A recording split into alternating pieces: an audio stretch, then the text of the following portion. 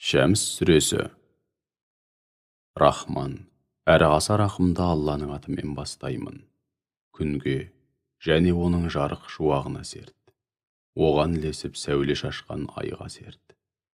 Оны паш етіп көрсететін күндізге серт. Оны бүркеп жасыратын түнге серт. Аспанға және оны теңдессіз жүйеге келтіріп, тірексіз тұрғызғандарға серт. Жерге және оны масаты кілемдей жайып төсегенге серт. Әр нәпсіге және оны жаратылыстың мәні мен мақсатын ұғынып, соны жүзеге асыра алатындай қабілетті етіп, жүйеге салғанға серт.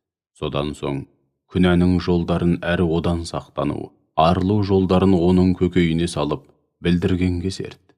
Сол нәпсіні тәкаппарлықпен Аллаға қарсы келу дертінен арылтқандар, Алланың ауыр азабынан құтылып, мұратына жетеді.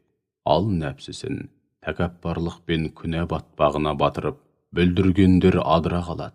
Сәмуд қауымы шектен шыққан қыңырлықтарымен, иләһи ақиқаттармен өздеріне жіберілген пайғамбарға сенбеді. Ақыры өзгелердің айдап салуымен араларындағы ең қаныпезер жауыз суырылып алға шықты. Алланың елшісі Салих пайғамбар оларға: Алланың мұғжиза ретінде жіберген інгеніне тимеңдер, және оның су ішетін кезегін бұзбай тиісінше сақтаңдар деп ескертті.